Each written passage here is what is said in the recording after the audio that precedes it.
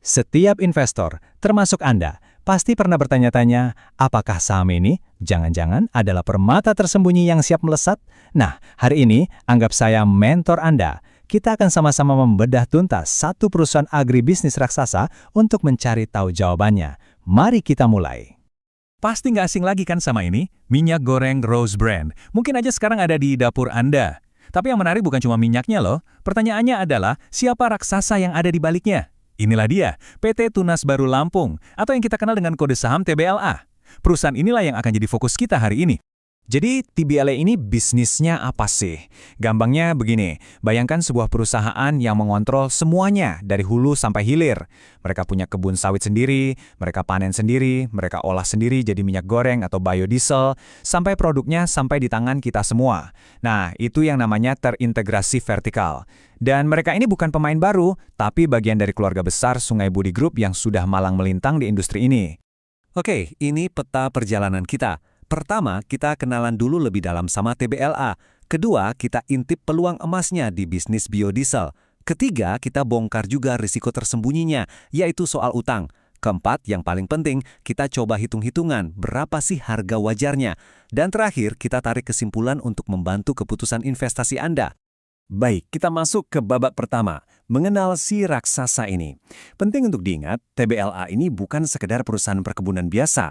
Model bisnis mereka itu jauh lebih kompleks dan bisa dibilang jauh lebih kokoh dari itu.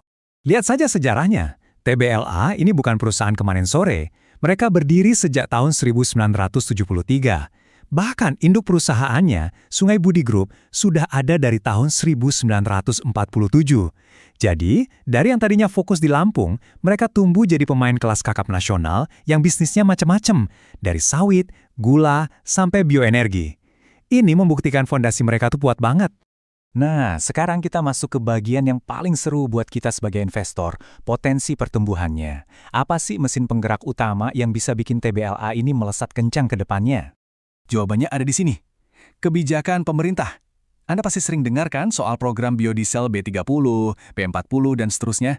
Itu artinya pemerintah mewajibkan setiap liter solar yang dijual di SPBU harus dicampur dengan minyak sawit. Artinya apa? Pemerintah secara efektif sedang menciptakan permintaan pasar yang luar biasa besar untuk biodiesel. Dan TBLA, mereka sudah siap sedia di garis depan untuk menangkap peluang raksasa ini. Dan kesiapan mereka itu bukan kaleng-kaleng. Kapasitas produksi mereka itu mencapai 765.000 ton per tahun.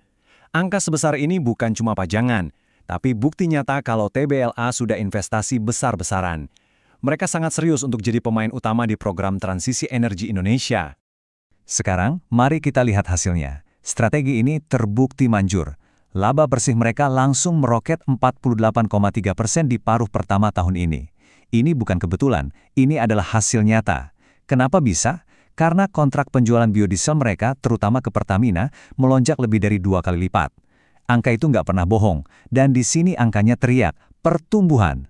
Tapi, TBLA ini cerdas. Mereka nggak menaruh semua telur di satu keranjang biodiesel. Mereka punya jangkar yang sangat kuat, yaitu bisnis gula. Jadi ketika harga sawit dunia naik turun nggak karuan kayak ombak di laut, bisnis gula inilah yang menjaga kapal TBLA tetap stabil. Buktinya, di kuartal pertama 2024, justru gula yang jadi penyumbang pendapatan terbesar. Itulah pintarnya diversifikasi. Oke, kita sudah lihat sisi terangnya yang sangat menjanjikan. Tapi seorang mentor yang baik itu nggak cuma nunjukin potensi cuan, tapi juga harus mengingatkan soal resiko. Dan TBLA ini punya satu gajah di dalam ruangan yang wajib kita bahas, yaitu utangnya. Coba perhatikan angka ini, 193,2%. Itu rasio utang terhadap modalnya. Gampangnya, utang mereka itu hampir 2 kali lipat dari modal mereka sendiri.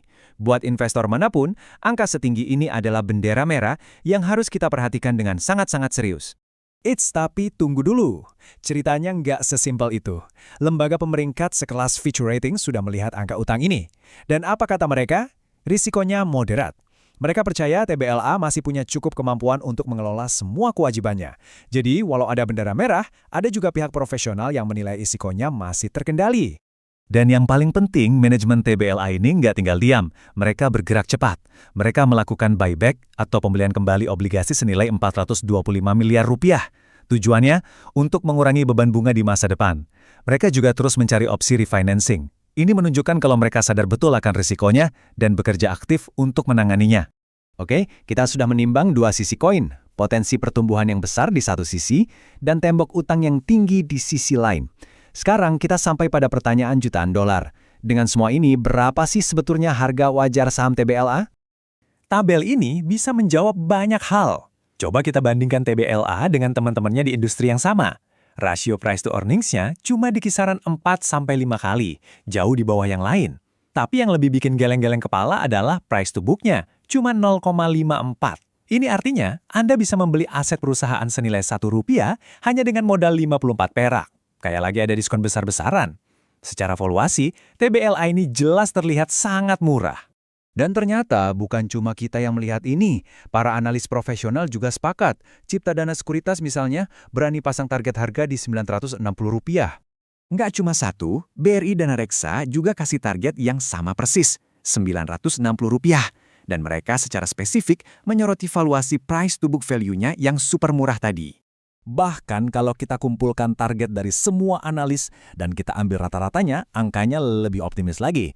Rp1.180. Ini berarti para ahli di pasar modal melihat ada potensi kenaikan lebih dari 67% dari harga saat ini. Sebuah potensi keuntungan yang jujur saja sulit untuk kita abaikan. Baik, sekarang mari kita tarik benang merah dari semua pembahasan kita.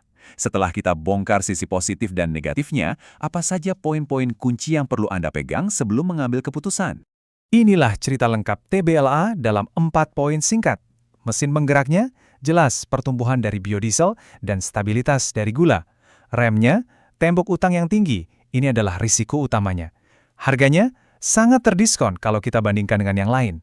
Dan bonusnya, mereka ini rajin bagi dividen selama 21 tahun berturut-turut.